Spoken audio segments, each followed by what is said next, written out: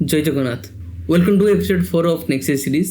आज हम बात करेंगे डाटा फेजिंग के बारे में। ये एक बहुत ही इंपॉर्टेंट फीचर है, स्पेशली जब आप नेक्सेस और ऐप डायरेक्ट का यूज़ कर रहे हो। आज हम देखेंगे नेक्सेस में फेज मेथड, लोडिंग स्टेज और एरर हैंडलिंग कैसे करेंगे। चलिए शुरू करते हैं। सबसे पहले डाटा फेजिंग क्या है समझते हैं। सिंपल वर्ड में बोलूँ तो ये वो प्रोसेस है जिसमें हम किसी बैकएंड सर्वर, एपीआई या डाटाबेस से डाटा फेच करते हैं और उसे अपने फ्रंट एंड में शो करते हैं।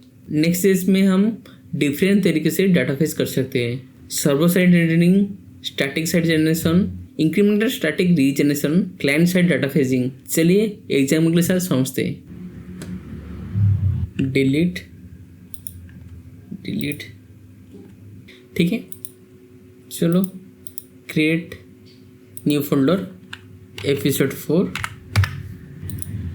page.txs, then create component rfc episode 4 npm run dev, then go to e4। Okay, हमें डाटा फेच करना है। Then go to JSON placeholder. JSON placeholder क्या है? जेसन प्लेस होल्डर हमें fake API provide करता है। चलो use करते हैं। Post copy const response variable fetch. Okay, actually NextJS में फेच मेथड यूज करते हैं डाटा गेट करने के लिए। ये बिल्ट इन है और हमें एक्स्ट्रा पैकेज इंस्टॉल करने की कोई ज़रूरत नहीं है। चलो देखते हैं क्या रेस्पॉन्स देगा। Log response, okay. Open inspect console. कुछ डाटा नहीं मिला, permission pending. Why permission pending? क्योंकि फेच फंक्शन प्रॉमिस रिटर्न करता है, सो यूजिंग अवेट। मे भी तुम्हारे माइंड में क्वेश्चन आया हुआ प्रॉमिस क्या है। एक्चुअली सिंपल वर्ड में बोलो तो प्रॉमिस वही चीज़ होता है जो फ्यूचर में मिलता है। जैसे मान लो तुम एक लड़की को प्रॉमिस करते होगे फ्यूचर में शादी करोगे, तो इसका मतलब है कि आगे चल के शादी करोगे। सेम थिंग, जब हम एपीआई रिक्वेस्ट भेजते हैं तो हमें तुरंत ही डाटा नहीं मिलता, इसलिए एक प्रॉमिस रिटर्न होता है जो बाद में काम कंप्लीट होने के बाद हमें डाटा देगा। सो अवेट यूज करोगे तो एसिंक भी यूज करना होगा, एसिंक। ठीक है, चलो देखते हैं ऑफ किया रिटर्न देगा। सी ऑब्जेक्ट रिटर्न दिया। ओके, कॉन्स्ट डाटा क्या? अवेट रेस्पॉन्स को जेसन में कन्वर्ट करना है, dot JSON. Okay, lock data return हुआ। देन ऑफ यूज करेंगे।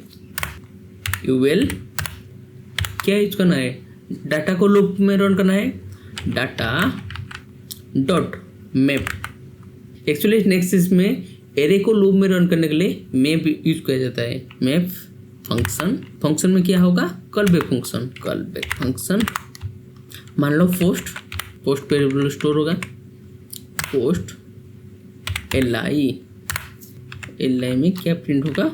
पोस्ट डॉट, देखते हैं, टाइटल। देन की भी पास करना है, की पोस्ट डॉट आईडी।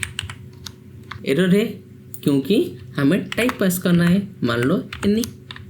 देखते हैं, डाटा प्रिंट हुआ। इसको थोड़ा बेटर वे में रिप्रेजेंट कर सकते हो। कैसे? एनी पास हुआ है, इसके बदले में तुम ओरिजिनल डाटा टाइप पास कर सकते हो। डाटा टाइप क्रिएट करने के लिए टाइप देन नेम, मान लो पोस्ट इज इक्वल टू क्या है? यूजर आईडी नंबर है, सेमीकॉलन। देन आईडी भी number, then title is string, then body string है, then post data type use करना है। चलो देखते हैं, कुछ प्रॉब्लम नहीं है। रिफ्रेश द पेज, कुछ एरर नहीं। देन डाटा फेज तो हो गया। अब सवाल है server side rendering, static site generation, incremental static regeneration, client side data phasing क्या है। पहले समझते हुए सर्वर साइड रेंडरिंग मतलब जब हम चाहते हैं कि हमारे पेज बिल्ड टाइम में प्री जनरेट हो जाए, मतलब जब हम npm में रन बिल्ड करेंगे तभी डाटा फेच हो जाएगा और HTML में कन्वर्ट हो जाता है। इससे परफॉर्मेंस इंक्रीज हो जाता है। एक्चुअली ये डिफॉल्ट फेज मेथड में रहता है। चलो देखते हैं कैसे काम करता है। तो Ctrl+C, yes, clear, npm run build.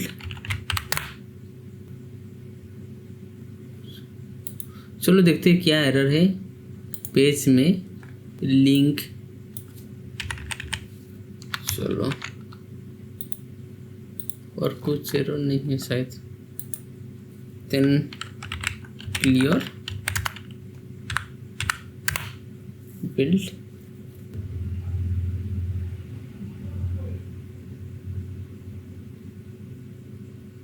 See complete हो गया। Then go to project file, then next server app, then episode 4, see HTML है, okay clear. Then next static site generation. अगर आपका डाटा एवरी रिक्वेस्ट के साथ change होता है तो स्टैटिक साइड जनरेशन का यूज कर सकते हो। ये एवरी रिक्वेस्ट से सर्वर साइड से डाटा फेच करता है। देन फेच फंक्शन में कर्ली ब्रेसेस कैसे नो स्टोर। अब देखते हैं npm रन बिल्ड,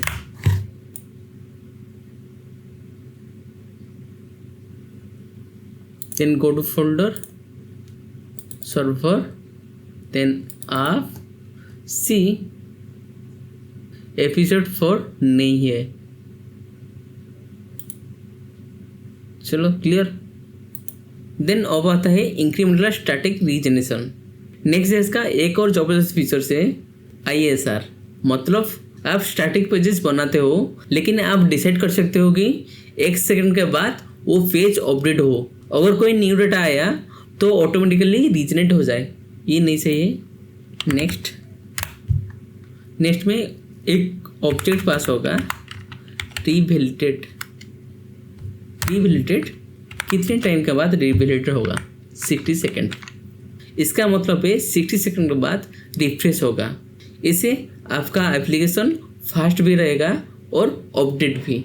देन आता है क्लाइंट साइड डाटा फेजिंग। कुछ केस में आपको क्लाइंट साइड पे डाटा फेच करना पड़ता है, उसके लिए हम यूज इफेक्ट का यूज कर सकते हैं। यूज इफेक्ट यूज करेंगे तो ये नहीं चाहिए। यूज इफेक्ट फंक्शन में callback function, this function fetch data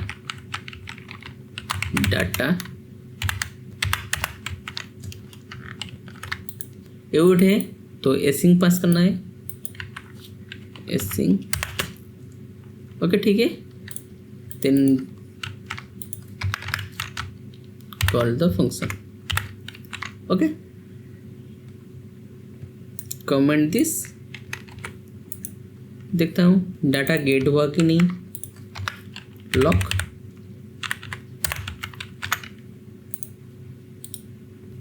refresh the page, मुझे रन करना है।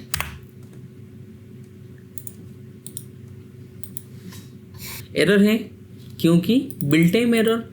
किस लिए एरर है? यूज इफेक्ट क्लाइंट कंपोनेंट है, so using use client, use client. चलो देखते हैं, डाटा फेज हुआ। देन मुझे यूज करना है, इसलिए हमें यूज स्टेट का यूज करना होगा। कॉन्स्ट, एक्चुअली यूज स्टेट एक फंक्शन है जो नेक्स्ट में स्टेट बनाता है, यानी ऐसा वैल्यू जो बार बार बदल सकता है, और जैसे ही बदले यूआई ऑटोमेटिकली अपडेट हो जाता है। यूज स्टेट क्या, यूज स्टेट पोस्ट, पोस्ट में set post is equal to use state क्या पास होगा, एरे पास होगा।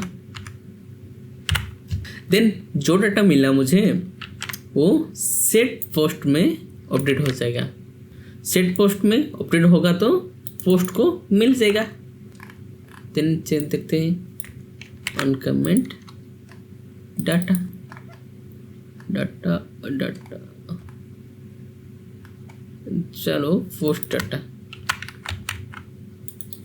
Post data, post data. Okay, सही है।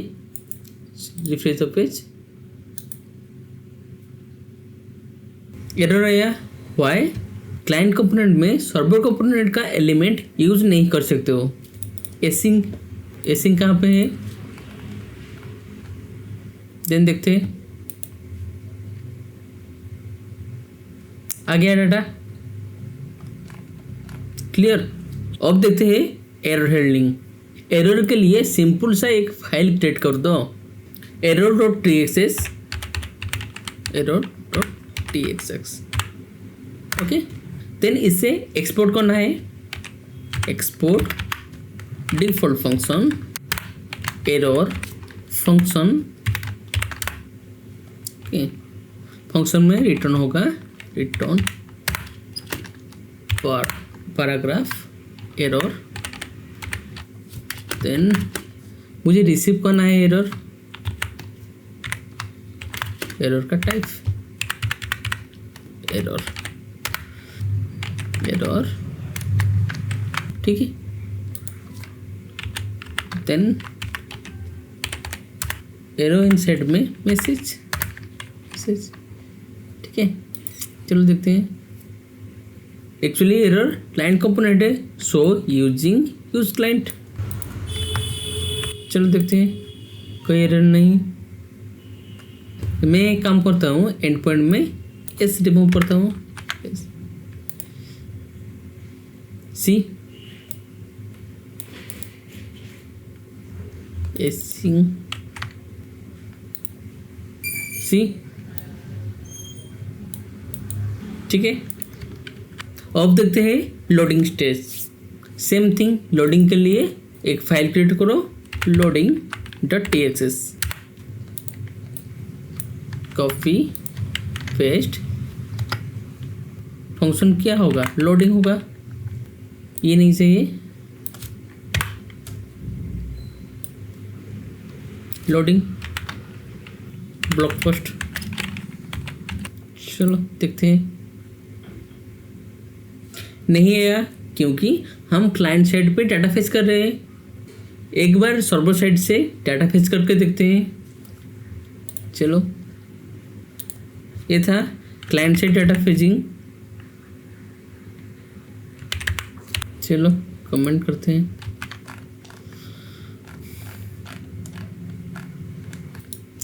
सी आया, क्लियर। आज से मैं होमवर्क चैलेंज दूंगा और मुझे पूरा यकीन है कि तुम सब अच्छे से प्रैक्टिस करोगे। आज के लिए होमवर्क चैलेंज से एक सिंपल एपीआई से डाटा फेच करो और उसे डिस्प्ले करो, एक लोडिंग स्पिनर ऐड करो। अगर कोई प्रॉब्लम है तो कमेंट में पूछ सकते हो। तो दोस्तों आज के लिए इतना ही, तो मिलते हैं नेक्स्ट एपिसोड में। तब तक के लिए थैंक यू और हैप्पी कोडिंग।